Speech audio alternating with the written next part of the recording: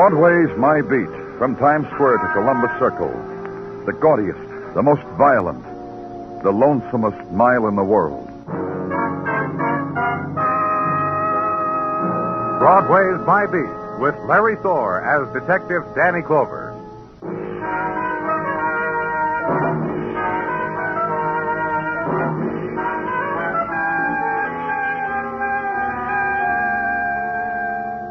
The dawn mists of November are drifting, slow swirling, clinging to street lamp. And Broadway is stone and stillness, the desolate time. Night has slipped out of Broadway's fingers. And there's bewilderment now, the puzzled study of empty hands, and the dregs of night, the sleepwalkers, and pulling at their sleeves, solitude. Run from it, beat on a door, find it closed, run again, and suddenly between darkness and light, the roar of truck, the hurtle of morning newspapers to pavement, and stop running, give up. There's proof day will come. Autumn dawn, 5 o'clock. In downtown and east from Broadway, the street lined with November trees, to the private library of the Bentley Foundation, where Detective Muggavan was, and a woman lying wounded against a litter of books. When she got shot, she must have stumbled around, Danny, fallen against that book rack, knocked it over. Who found her? Custodian. Oh. Came in here with his mop and pail and dust rag, grabbed a dime out of the cash box and called it in. It unsettled him, he says he can't work a lick today. I told him I'd fix it with his boss. Yeah. She's in bad shape, Muggavan. Have you... Yeah. I called for the ambulance, Danny. Be here any minute. Don't worry about it. Know who she is? Yeah, custodian filled me in. Amelia Lane. She was working here as librarian when he got this job. Told me she was kind, thoughtful, never yelled at him once. Had a stretch to hear her sometimes, he said. Said the staff gave her a birthday party around 6 months ago, her 50th. Said the cake was chocolate with marshmallow frosting in the shape of an open book. You and the custodian got along real well, huh? Yeah, a nice guy, Danny. He was real sorry about Miss Lane. He said people had to die this way. It shouldn't be Miss Lane. She's not dead. Well, he told me she would be. He said he just had a feeling because she was such a nice lady, a good lady. He said good people like Miss Lane don't happen often, don't last when they do. Ambulance, then. Yeah, go open the door for them.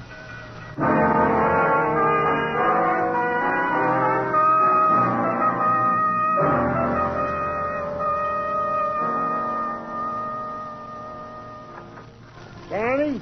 Hi, Gino. Come on in. Your midday snack, Danny. Lox and cream cheese on toasted bagel. I told you I didn't want it toasted. What do you know about fancy lox and cream cheese eating? Coleslaw? Coffee? Or Tootsie Roll? Tootsie Roll? I thought it would be nice. Thanks, Gino. What else have you got? The cream and sugar's all ready. No, I mean about work. Oh. Well? I got it right here.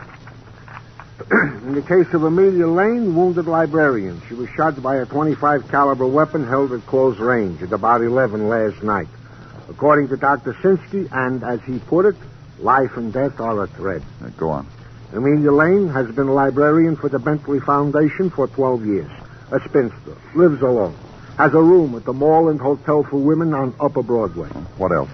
From friends and acquaintances questioned at said hotel, Miss Lane is a woman of settled disposition and ready with a kind word to who needs it. And? And is this. Nothing of note found in her belongings. She was wearing a pin with Greek letters on it, fraternity or sorority, and a cloth flower corsage on a simple frock as befitted one of her station. Yeah, I saw all that. Our boys found this, however, Danny. A list of those who withdrew or returned books to the foundation yesterday. 6 names. Give the top 3 to Muggavan, Gino. Tell him to check them out. I'll take the others. That's it, Danny. So eat already. Then squad car through November City, and the swift images scattered in its wake. The girl on the safety island who held up a thumb, leaned her smile close to you when you stopped for the traffic light. Girl in off-shoulder summer dress and concession to autumn, fur neckpiece loose draped about her throat. Lost then in quick ricochet of sunlight off chrome as light changed as you moved away. Other images, hurry and ebb of crowd. The seller of chestnuts who scurried his cart out of your path.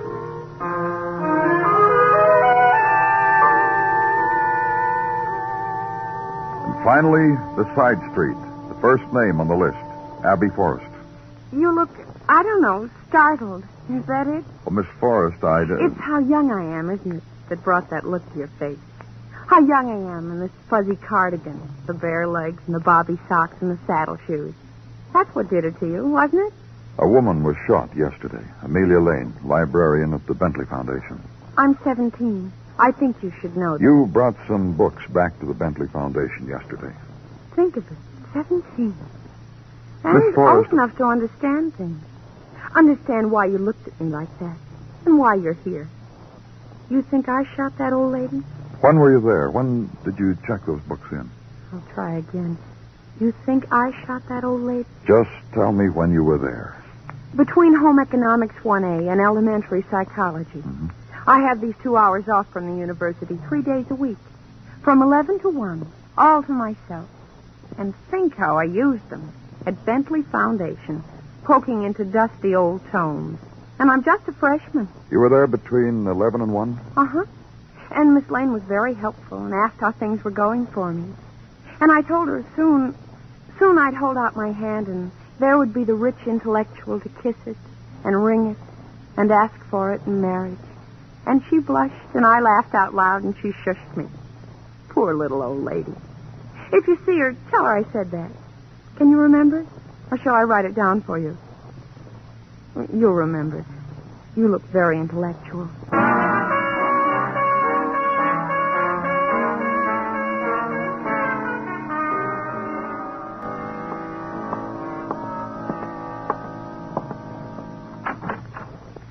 Dr. Levering?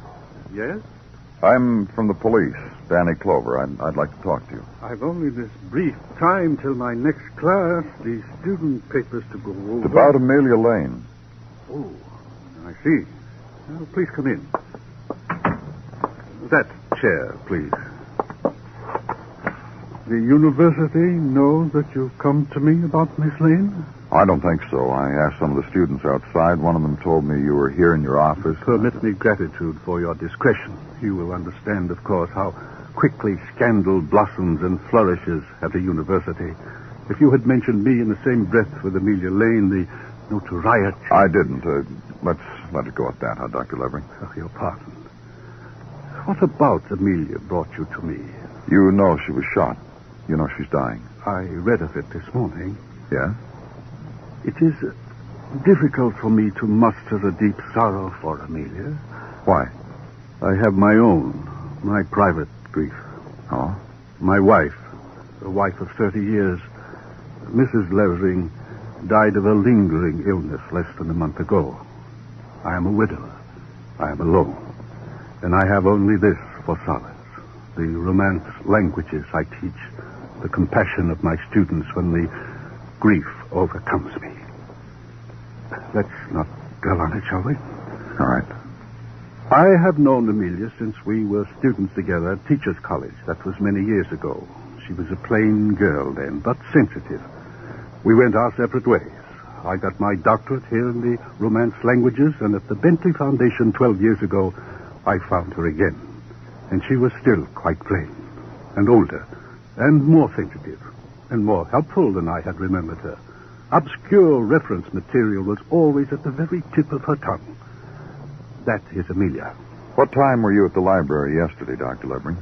Let me think. 4 in the afternoon, right after my last class. Strange. What is? Simply this. Amelia, plain, colorless. How did she incite so much passion and violence that someone tried to kill her?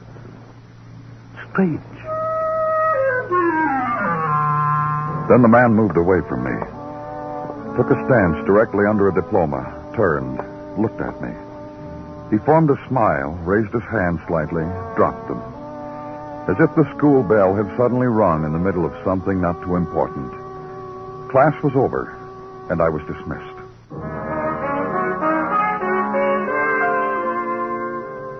Third name on the list, Michael Brady, address Greenwich Village. 1 flight up and 4 doors down through a corridor embellished by art students and a chap with a red crayon pencil.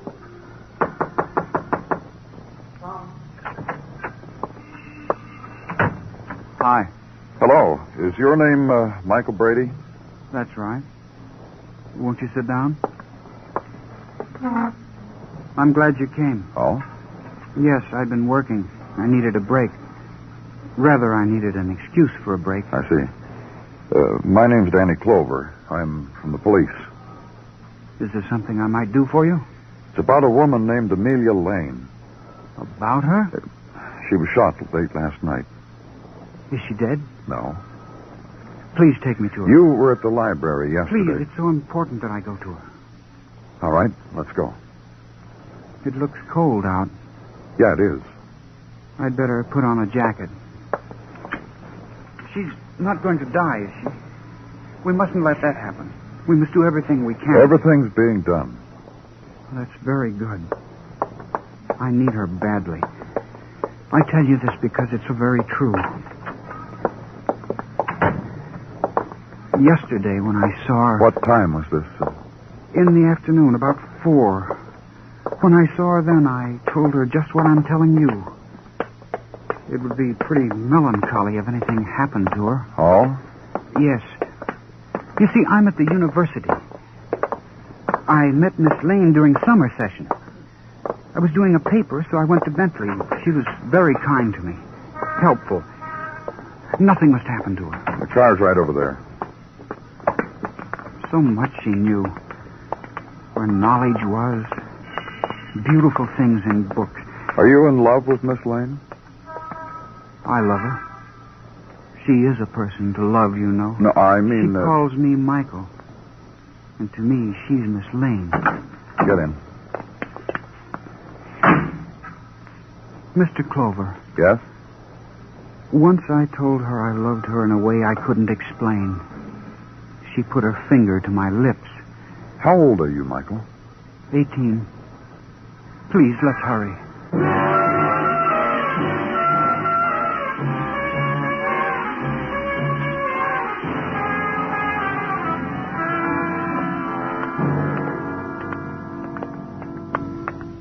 Which room is it? Just down the hall. When she gets better and you can get to know her and see what kind of a person she is, you'll see what I mean. In here. Hello, Dan. How is she, Dr. Sinsky? In a gentle delirium. Where is she? Where? She's been saying that for the last hour, Danny. Said any names? No, just Hello, what Miss Lane. Who?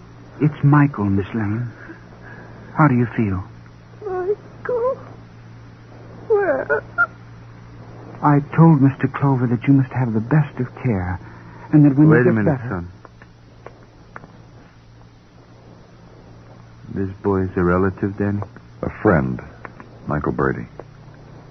Miss Lane is dead, Michael. Oh. I'll miss her dreadfully.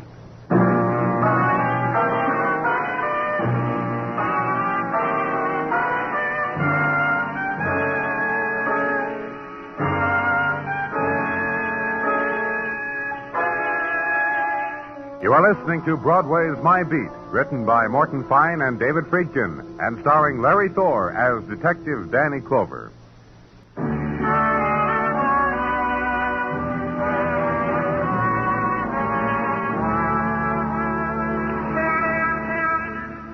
At the touch of November evening, Broadway picks up the tempo.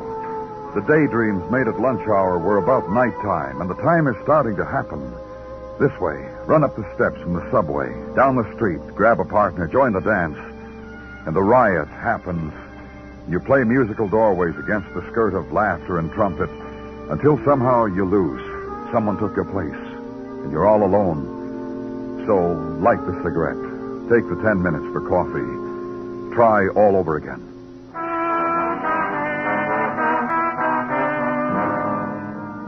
And the reflections of evening had died down the street from where I was, in the cube of silence reserved for Hospital Zone. And within its corridors, a boy and Detective Muggerman. Feeling okay, Michael? I'd like to get some air. Oh, sure. Let's go out here on the balcony.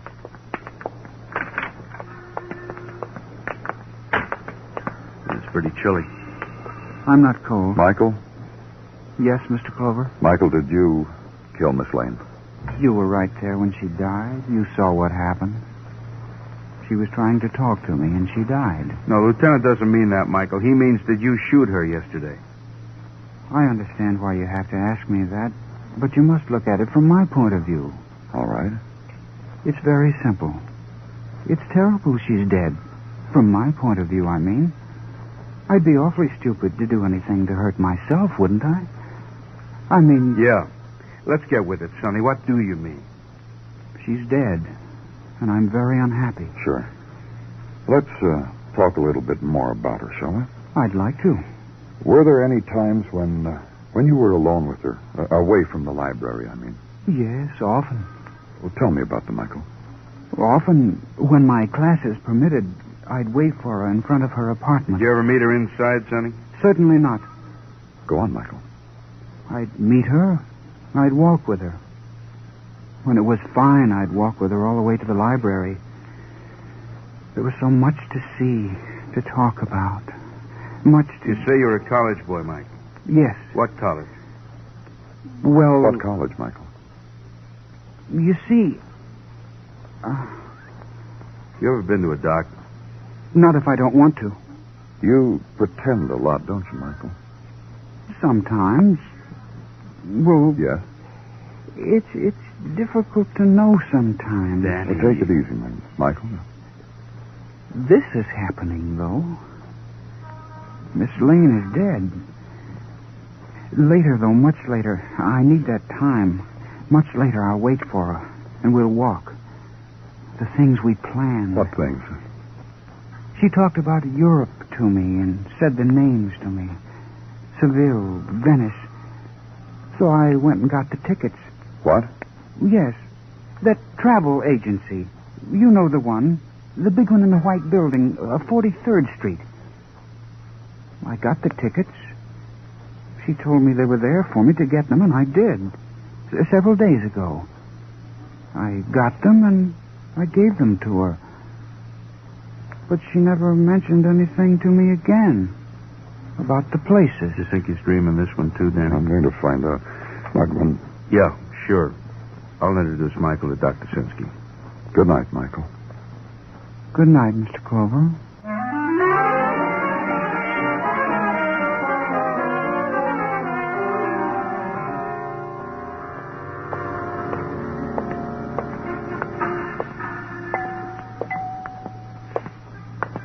And that does it, doesn't it, Miss Lawton? Your tickets, your reservations, your pension in Firenze. Pardon. I'll be disengaged in a moment, sir. That's all right. Go ahead. Thank you. Italy will ravish you this time of year, Miss Lawton. It's so off-season. Well, arrivederci, Miss Lawton. Buona fortuna, and a jolly south wind to you.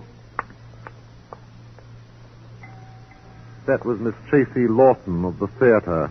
Have you ever seen her on the stage? No. Sensible man. I sold her Florence, you know. She tried vainly to hold out for Rome. I persuaded her Florence. Too competitive in Rome for a no-talent like Miss Tracy. Doesn't interest you, does it? No. Yeah, tell me what does. I'll just stand here and toss in suggestions from time to time. For your sort, permit me, I suggest Mozambique. Forget it. I'm from the police. You say it in a tone that implies you're not planning an excursion. A boy was in here a couple of days ago. He picked up some tickets for a Miss Amelia Lane. Oh, I remember him well. He asked for a travel poster for his room. The Athens one. I gave him Athens. Amelia Lane. Do you remember her? She's dead, you know. Murdered, I read. Yes, I know. How imbecilic of me. Of course, that's why you're here. Now you know, too. Now maybe you'll tell me. I helped her plan a honeymoon, you know. And she was what, 50-ish?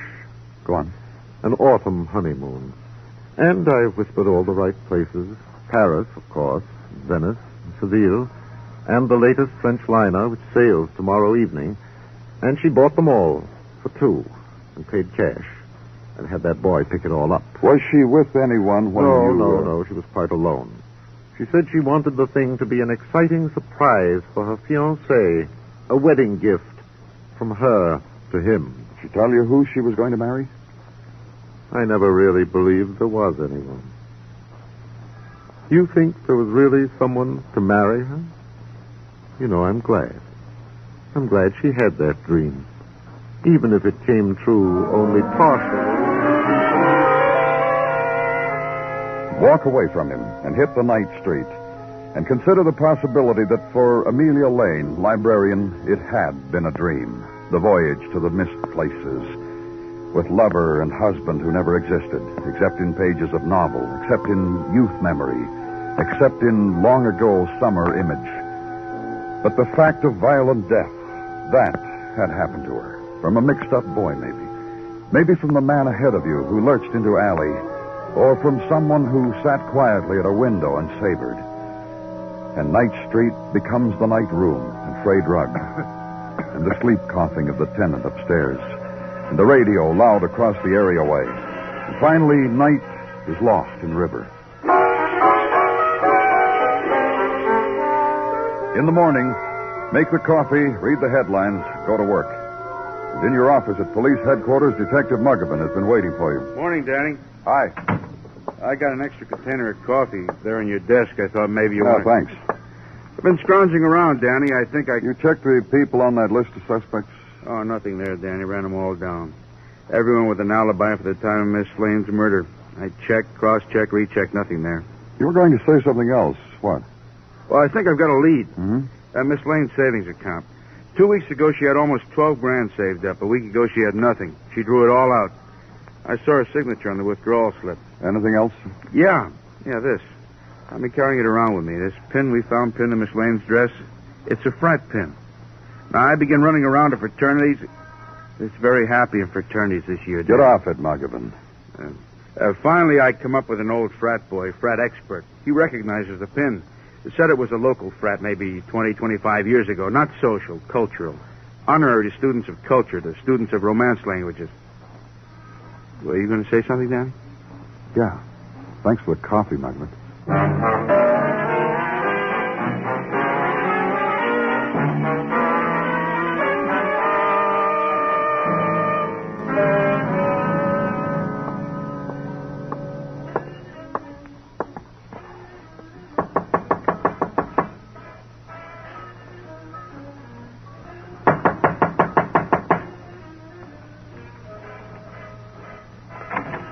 Yes? What? Oh, Hello, Dr. Levering. what is it? I want to talk to you. Yes? Can we go inside? I don't believe that... Doc, come back and listen to this. Let's go inside, Doctor. Hello, Miss Forrest. Hiya. You dance?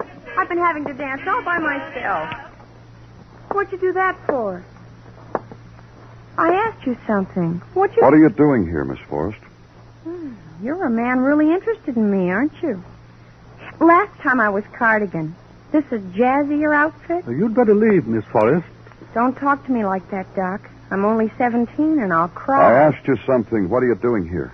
I'm just a freshman. The professor here knows all the answers. What am I doing here, Doc? I'll tell you, Mr. Clover. Mother was right. Men talk. Abby, What were you going to tell me, Dr. Levering? Miss Forrest is a student in one of my classes. Go on, Doctor. We're going out. That's right. I wrote Mother not to wait up. Please, Abby. Now, Mr. Clover, what is it? Still the same thing, Doctor. Still about Amelia Lane. If I had had anything to add to what I've already told you, I would have let you know. Isn't he sweet the way he talks? I think you'd better go now, Abby. Go? What do you mean? I'll meet you later. Meet you? Where? Yes. I'll meet you. Okay, Doc. If you want to.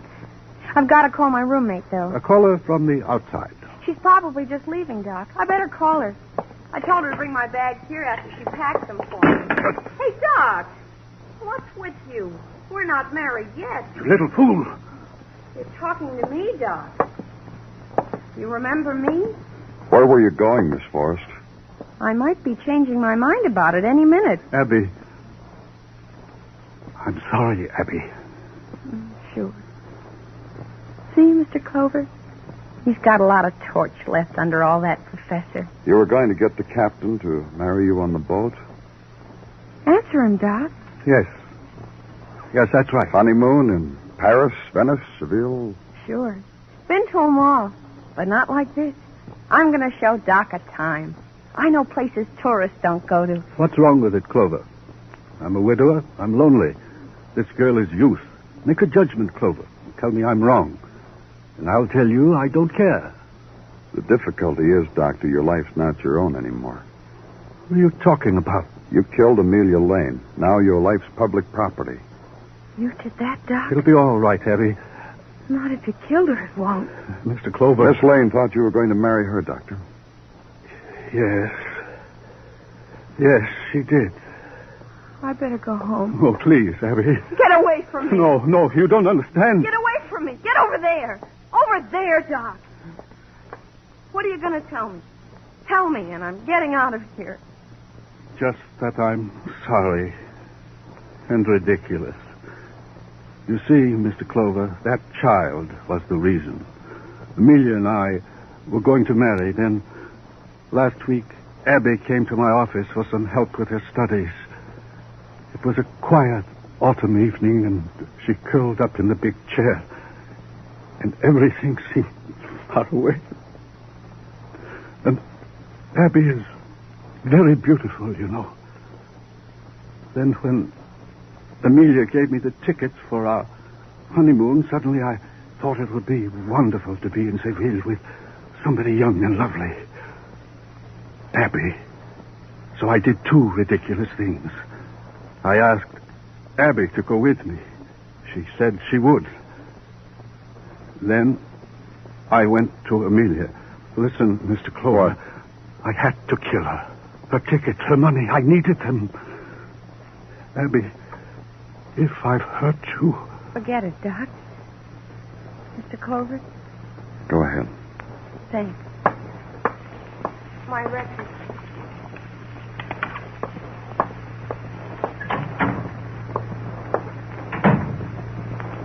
Let's go, Doctor.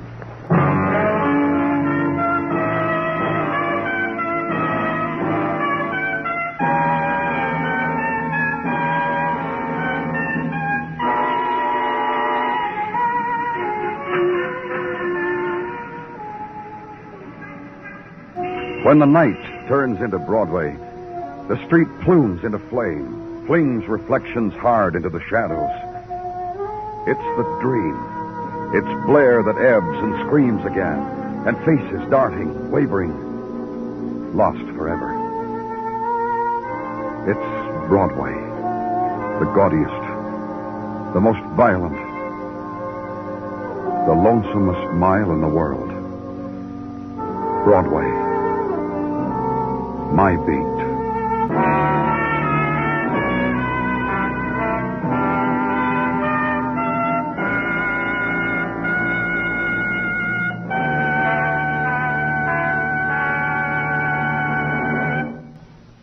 Broadway's My Beat stars Larry Thor as Detective Danny Clover, with Charles Calvert as Tartaglia and Jack Crucian as Muggavan. The program is produced and directed by Elliott Lewis, with musical score composed and conducted by Alexander Courage. In tonight's story, Barbara Whiting was heard as Abby Forrest, and Herb Butterfield as Dr. Levering. Featured in the cast were Norma Varden, Sam Edwards, and Edgar Barrier. Bill Anders speaking.